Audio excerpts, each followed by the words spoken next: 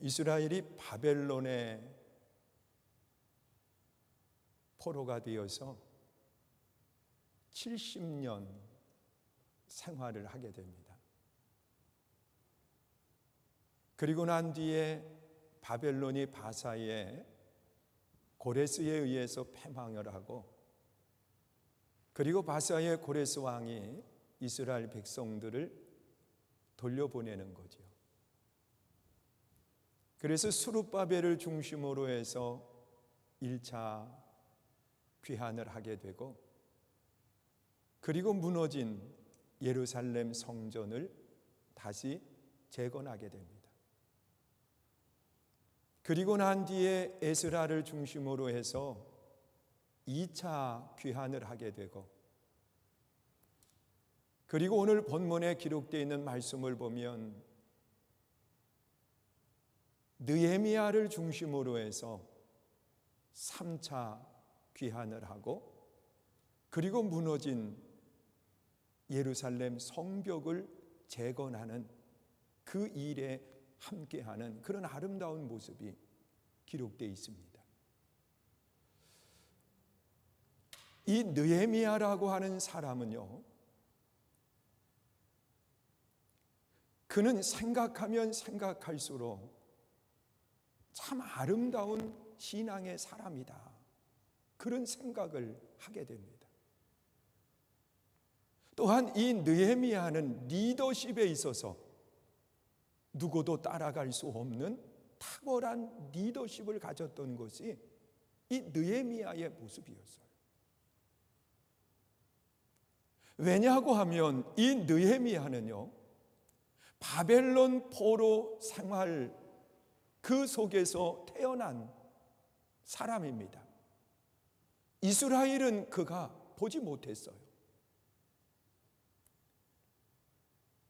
그런데 이 느헤미야는 그 포로 생활 속에서 태어난 사람으로서 왕의 총애를 받는 그 위치에까지 올라가게 됩니다. 그리고 이스라엘의 어려운 이야기를 자신의 동생 하나니로부터 듣게 되는 겁니다. 그랬을 때에 그는 하나님 앞에 금식하며 기도하게 되고, 그리고 4개월 정도가 지난 뒤에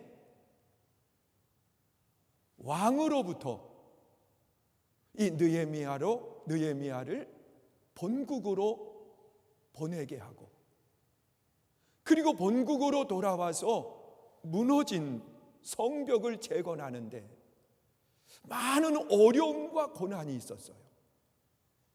산발랏, 도비아와 같은 사람이 이 느헤미야가 예루살렘 성벽을 재건하는 그 일에 적극적인 방해꾼이 돼요.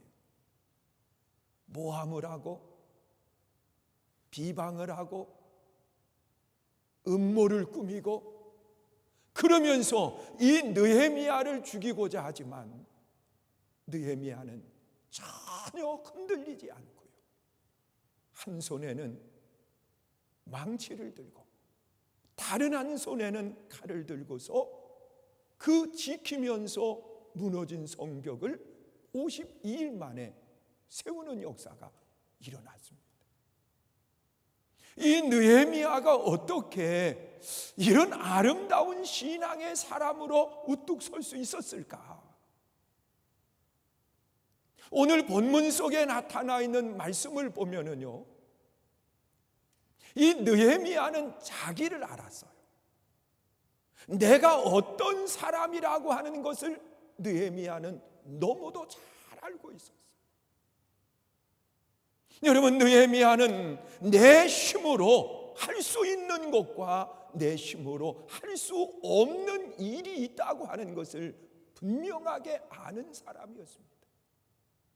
여러분, 세상에 살아가는 사람들의 모습을 보면 착각 속에 살아가는 사람들이 얼마나 많이 있는지 몰라요. 여러분, 경제적으로 좀 힘이 있으면 내가 무엇이든지 다 할 수 있다, 이런 착각 속에 살아가는 사람이 있는가 하면 이 권력을 가지고서는 그 권력을 가지고 내 힘으로 무엇이든지 할 수 있다라고 하는 그런 착각 속에 살아가는 사람이 있습니다. 그런데 이 느헤미야의 모습을 우리 한번 생각해 보세요. 느헤미야는요, 권력을 가진 사람이에요. 왕의 생명을 책임지는 권력을 가진 사람이에요. 여러분 생각해 보세요. 이 느헤미야는 술관원이었다, 그렇게 이야기합니다. 그런데 왕을 살해할 수 있는 방법 중에 최고로 쉬운 방법은요, 술에다가 독을 타는 거예요. 그러면 이 술을 마시고 왕이 독이 있는 줄 모르고 마시고 죽는 거예요. 그래서 이 왕은 이 술관원이 그 당시에는 있었습니다. 그래서 왕이 마시기 전에 이 술관원이 먼저 그걸 마셔보는 거예요. 여기에 독이 있나? 그래서 이 생명을 걸고 누구를 지키는 거냐? 왕을 지키는 것이기 때문에 왕이 총애하는 사람이 아니면 절대로 그 일을 맡기지 않는 거예요. 그러니까 이 느헤미야는 왕으로부터 정말 총애를 받는 권력을 가진 사람입니다. 또한 그것뿐만 아니라 이 정도의 권력을 가진 사람이라고 하면 물질적으로 전혀 부족하지 않습니다. 그러면 물질도 가졌지요, 권력도 가졌지요. 부러울 것이 없는 사람이요. 그냥 그곳에 머물러 있으면 이 느헤미야는 아무런 어려움도 없어요. 그런데 그가 예루살렘에 대한 이야기를 동생 하나니로부터 듣게 된 뒤에 그는 내가 할 수 있는 일과 내가 할 수 없는 일을 분명히 구분을 하고 그는 무엇부터 했느냐? 하나님 앞에 금식하며 기도하는 일을 했습니다. 여러분, 하나님 앞에 금식하며 기도한다라고 하는 말 속에는 느헤미야는요, 하나님의 살아계심을 믿었다는 거예요. 여러분, 이것이 이 느헤미야의 아름다운 모습이었어요.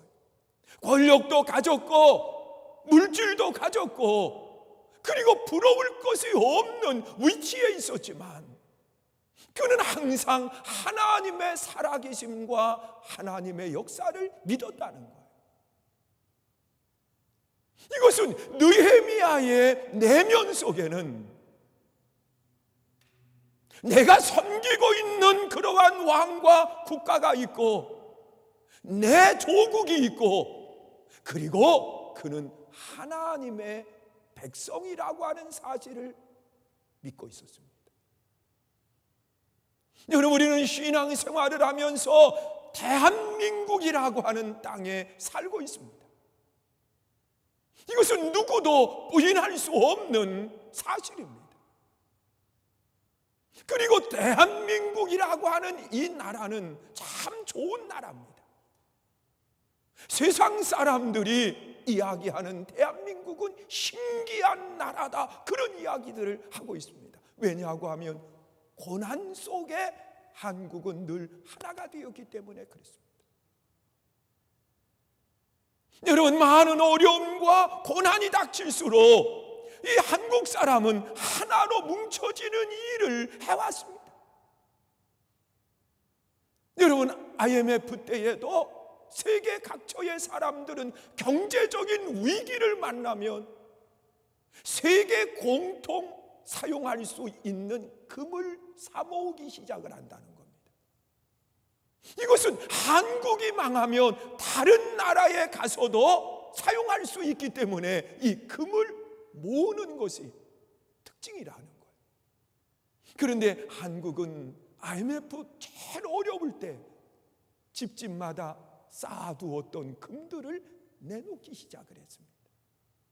금모으기에 모든 사람들이 하나가 되어서 함께 움직일 때에 정말 짧은 시간 속에 IMF를 극복하고 그리고 전진해가는 아름다운 모습을 가졌습니다. 또한 코로나19로 인해서 한국의 많은 사람들이 고난을 당했습니다. 여러분, 대구 지역에서부터 그 확산되기 시작한 그것이요, 걷잡을 수 없이 그렇게 많은 사람들을 힘들게 했습니다. 그러면서 처음에는 이 중국에 거주했던 사람이 한국으로 돌아오는 그것을 어느 지역에서 반대하는 것처럼 보여졌지만, 나중에는 그들을 반겨 맞이하면서 그들이 떠날 때에 선물까지 손에 쥐어주면서 그것을 가게 했습니다. 여러분, 지금도 그 많은 어려움과 고난 속에 한국은 하나가 되어서 함께 나아가는 모습을 보여주고 있습니다. 우리는 좋은 나라에 살고 있습니다. 믿으십니까? 그러면서 우리 신앙 생활을 하는 사람들의 모습을 우리는 세상 사람들이 그렇게 이야기합니다. 성도라고 하는 단어를 사용합니다. 여러분, 성도는 거룩한 물입니다. 거룩한 백성들이라는 사실입니다. 여러분, 우리는 대한민국이라고 하는 나라에 살고 있지만 그리스도인으로서 우리는 하나님의 백성인 것을 우리는 믿고, 그리고 하나님의 백성다운 삶을 살려고 우리는 힘을 기울이고 있습니다. 그러면 하나님의 백성으로 우리가 어떤 신앙의 자세를 가지고 우리가 살아가야 될까? 여러분, 세상적인 기준보다는 하나님의 기준이 항상 위에 있습니다. 그러면 세상적인 기준보다 하나님의 백성들은 다른 기준을 가지고 살아가야 됩니다. 오늘 본문에 보면 느헤미야는 하나님을 가리켜서 뭐라고 이야기하느냐? 선한 하나님이시다, 그렇게 표현을 하고 있습니다. 여러분, 선한 하나님이시라고 하는 것은 도덕적으로 다른 사람보다 위에 있다라고 하는 말이 아닙니다. 여러분, 예수님께서도 그렇게 이야기를 하고 있어요. 선한 분은 오직 하나님밖에 계시지 않다라고 말하고 있습니다. 그 말은 하나님은 죄가 없으신 분이라는 사실이에요. 믿으세요? 그리고 또한 하나님은 선하신 하나님으로 죄가 없을 뿐만 아니라 세상의 어떤 사람과도 비교할 수 있는 비교의 대상이 아니라는 거예요. 여러분, 사람은 사람끼리 비교를 해서 저 사람은 이 사람보다도 선하고 착하고 뭐 그런 표현들을 사용을 합니다. 사람끼리 비교를 할 수 있는 거예요. 그러나 사람과 하나님은 비교의 대상이 될 수 없는 겁니다. 하나님은 스스로 계신 분이고 영원토록 계신 분이신데 그분에게는 죄가 없다는 거예요. 자, 그러면 하나님의 백성이 된다고 하는 것은 우리도 또한 하나님처럼 선함으로 나아갈 수 있어야 된다는 거예요. 죄악된 모습이 아니라 내 안에 죄악을 내어버리고 하나님의 거룩한 백성으로서의 아름다운 삶을 살아가는 것을 말하고 있습니다. 또한 우리는 하나님의 백성으로서 어떤 신앙의 자세를 가져야 되느냐? 하나님의 보호하심과 하나님의 지켜주심에 대한 확신을 가져야 된다는 겁니다. 여러분, 생각해 보세요. 지금 한국에 있는 사람들도 대한민국의 백성일 뿐만 아니라 해외에서 생활하시는 분들도 대한민국이라고 하는 국가의 백성입니다. 그래서 해외에 어려운 일들을 지금 만나고 일어나고 있으니까 한국 국적을 가진 사람들을 다시 한국으로 돌아올 수 있도록 하는 겁니다. 우리 교회에서 태어난 한 아이가 있습니다. 교회 안에서 태어났다고 하는 것은 아니고 교인 자녀로 태어난.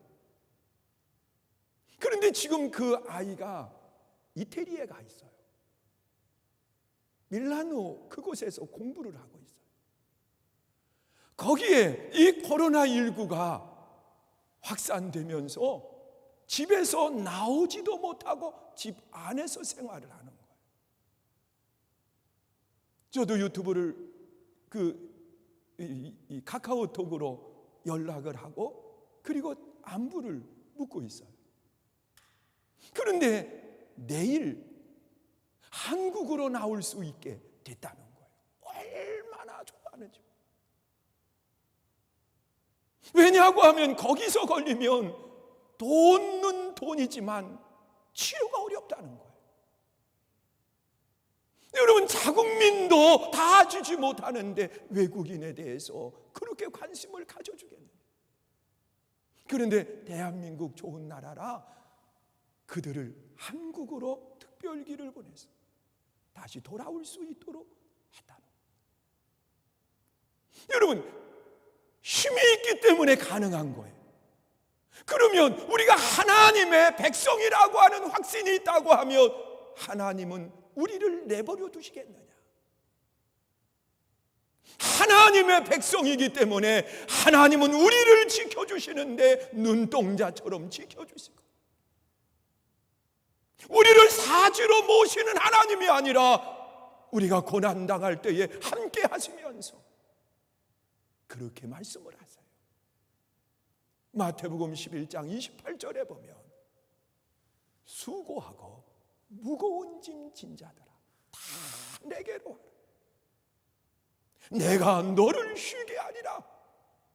여러분, 수고의 짐, 무거운 짐을 지고 있다고 하면 그것을 가지고 오라는 겁니다. 그러면 쉼을 얻게 된다는 거예요. 왜 그렇게 말씀하시느냐? 우리는 하나님의 백성이기 때문에 그렇습니다. 여러분, 느헤미야는 알았어요. 하나님이 선하신 죄가 없는 분이시기 때문에 하나님의 백성이 된다고 하는 것은 선함을 가지고 우리도 늘 나아갈 수 있어야 된다는 거예요. 세상의 비난의 대상이 아니라, 세상의 조롱의 대상이 아니라, 세상이 두려워하는 대상이 아니라는 거예요.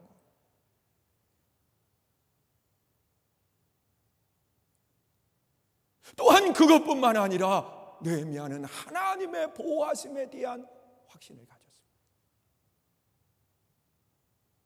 이것이 이 느헤미야로 하여금 그 어려운 일을 앞에 놓고 그는 하나님 앞에 기도하고 금식했습니다.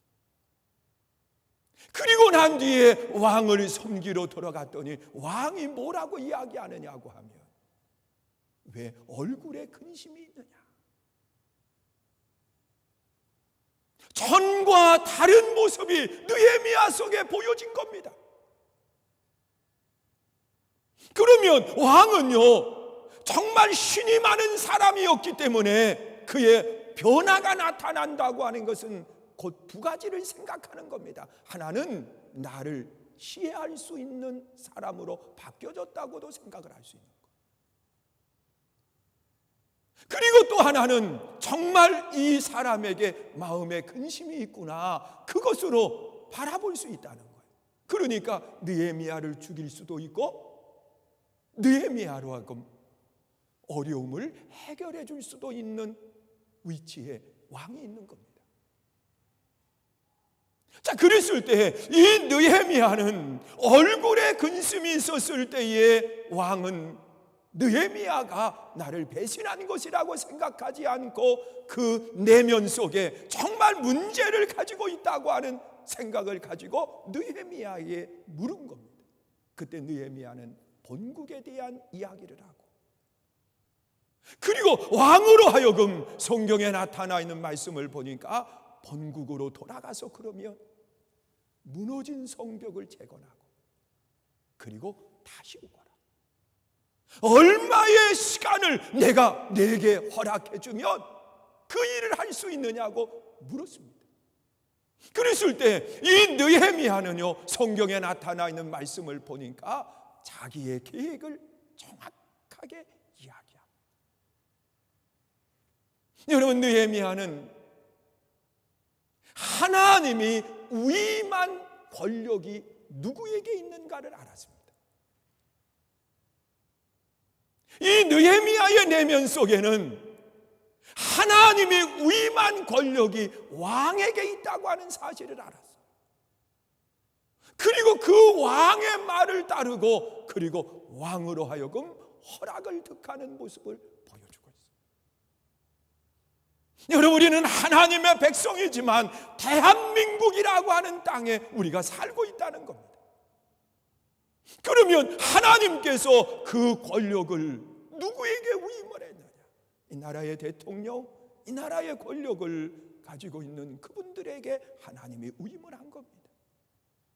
자, 그랬을 때 하나님의 백성된 우리는, 나는 하나님의 백성이니까 나는 누구의 말도 듣지 않는다, 이것이 아닙니다. 하나님이 위임한 정당한 법을 우리는 따를 수 있는 것이 우리들의 삶의 모습이 돼야 된다는 거예요. 이것이 이 느헤미야가 가지고 있었던 그런 신앙관의 아름다운 모습이었습니다. 이것은 오늘 우리도 마찬가지예요. 우리는 하나님의 백성일 뿐만 아니라 이 땅의 삶을 살아가는 사람들이에요. 그러기에 우리는 하나님의 말씀에 순종할 뿐만 아니라 이 땅에 우리가 삶을 살아가면서 내가 지켜야 될 것과 해야 될 일들을 우리는 정직하게 그리고 순수하게 그 일들을 이루어 가야 되는 겁니다. 이것이 하나님이 우리에게 원하시는 아름다운 신앙의 삶의 모습이라는 거예요. 그리고 두 번째로 본문에 나타나 있는 말씀을 보면 느헤미야는요, 하나님이 내게 위임하신 일이 무엇인가라고 하는 것을 알았습니다. 우리는 이것을 가리켜서 사명이라고 이야기하고, 또한 우리는 이것을 가리켜서 비전이라고 그렇게 이야기를 하고 있습니다. 여러분, 사람이 세상을 살아가면서 자기의 일과 자기의 사명을 잃어버리면 열정 또한 잃어버리게 됩니다.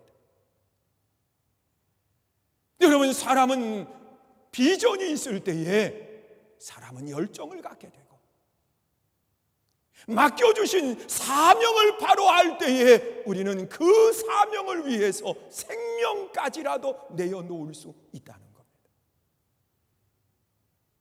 여러분, 느헤미야는 내게 맡겨주신 사명이 뭐냐? 무너진 성벽을 다시 세우는 일이었습니다. 그리고 또한 본국으로 돌아가서 하나님이 기뻐하시는 일이 무엇인가, 이것을 알고 행동한 것이 바로 느헤미야의 아름다운 신앙의 모습입니다. 오늘 우리는 어떻습니까? 하나님이 내게 맡겨주신 믿음의 사명이 무언가, 우리 다시 한번 생각해 보세요. 이 고난의 현장 속에서 지금 하나님이 내게 맡겨주신 믿음의 사명이 뭔가? 하나는 하나님의 영광입니다. 여러분, 하나님의 백성으로서 하나님의 영광을 위해서 우리는 일해야 되는 사명을 가진 사람들입니다. 여러분, 우리는 행동하는 하나하나, 우리는 말하는 하나하나가 하나님의 영광이 돼야 됩니다. 이것이 하나님의 백성으로서의 아름다운 사명입니다. 여러분, 느헤미야는 행동하면서요, 하나님 앞에 부끄럽지 않도록, 하나님의 영광이 가리워지지 않도록 그는 최선의 삶을 살아가는 아름다운 모습을 보여주고 있습니다. 그리고 또 하나는 나와 함께하는 사람들을 보호하기 위한 일이었습니다. 여러분, 하나님의 영광을 위한 일이 될 뿐만 아니라 나와 함께 있는 그 사람들을 보호할 수 있는 그 일을 해야 됩니다. 그래서 느헤미야는 나와 함께 하는 그 사람들을 보호하기 위해서 무너진 성벽을 다시 세우는 그 일에 최선을 다했습니다. 자기의 생명을 걸고 그 일을 행했습니다. 여러분, 오늘 우리도 마찬가지입니다. 하나님의 영광이 될 뿐만 아니라 우리는 나와 함께 있는 그 사람들을 보호하고 나와 함께 있는 그 사람들을 위한 일을 행하는 것, 이것이 하나님이 기뻐하는 아름다운 삶의 모습입니다.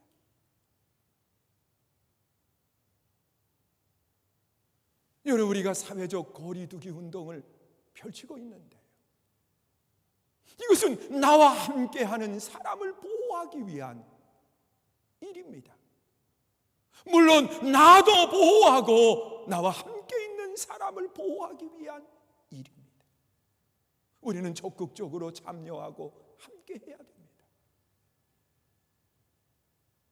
또한 나와 함께 있는 그 사람들을 보호하기 위해서 내가 할 수 있는 모든 일들을 행하는 것, 이것이 하나님이 기뻐하는 아름다운 신앙인의 모습입니다. 저는 오늘 아침에 제 아내하고 짧게 이야기를 하면서 그런 이야기를 했습니다. 지금 한국 교회가 위기를 만난 교회들이 많이 있습니다. 우리 교회는 하나님께서 많은 복을 주셨어요. 그런데 자립하지 못하는 교회들이 이 코로나19를 맞이하면서 새해조차 내기 어려운 교회들이 생기기 시작을 했습니다. 그러면서 교회에서 그들의 세를 내주기 운동을 지금 펼쳐가고 있습니다. 감리교회에서도 그 일을 행하고 있습니다. 그래서 우리도 그 함께 그 일에 동참을 하고 어제도 세교회에 지원을 했습니다. 그러면서 내면 속에 무슨 생각을 했느냐고 하면 그 한 교회를 도울 수 있는 금액을 따진다고 하면 물론 세가 다 다양하지만 한 달에 50만 원씩만 지원을 해도 이 위기 속에 고난을 이겨갈 수 있겠다. 그러면 100가정이 함께 하기만 하면 100교회를 세워가는 일을 할 수 있다. 물론 짧은 시간 속에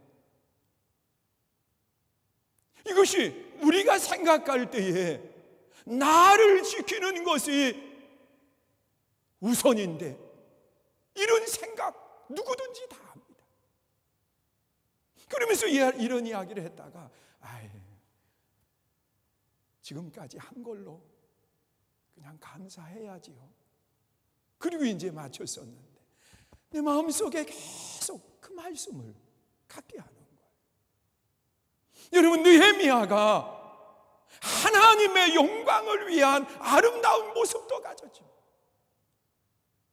나와 함께 있는 사람들을 보호하고 나와 함께 있는 사람들을 지켜줄 수 있는 것, 이것이 하나님이 우리에게 원하시는 아름다운 모습이 아닌가.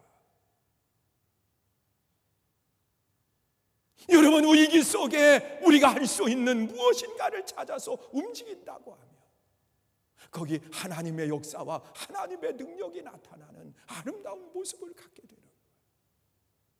그리고 마지막으로 본문에 나타나 있는 말씀을 보면은요, 이 느헤미야가 하나님의 영광 또한 선한 일을 행함에 있어서 함께 일어나는 사람이 있는가 하면 산발랏과 도비아처럼 방해하는 그런 사람들도 있었습니다.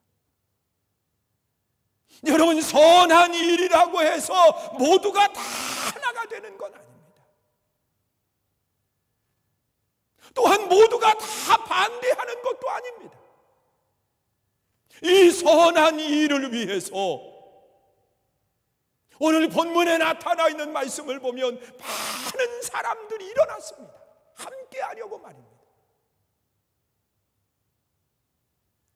그런 반면에 산발락과 도비아는 이 일을 어떻게든지 헤쳐놓으려고 애를 썼습니다. 그런데 본문에 보면 그렇게 하나님은 말씀합니다. 하나님은 느헤미야의 하는 그 일을 형통하게 하였다 그랬습니다. 오늘 본문 20절 말씀을 우리 한번 읽어보세요. 읽습니다. 시작. 내가 그들에게 대답하여 이르되 하늘에 하나님이 우리를 형통하게 하시리니 그의 종들인 우리가 일어나 건축하려니와 오직 너희에게는 예루살렘에서 아무 기업도 없고 권리도 없고 기억되는 바도 없다 하였느니라. 여러분, 하나님이 우리를 형통하게 하시리니 그랬어요. 여러분, 세우고자 하면, 무너진 것을 다시 회복하고자 하면 하나님은 그 하나님의 백성들을 방치하고 내버려 두지 않아요. 하나님은 내 가는 길을 형통하게 하세요. 이것이 느헤미야가 가졌던 아름다운 신앙의 모습입니다. 사랑하는 성도 여러분,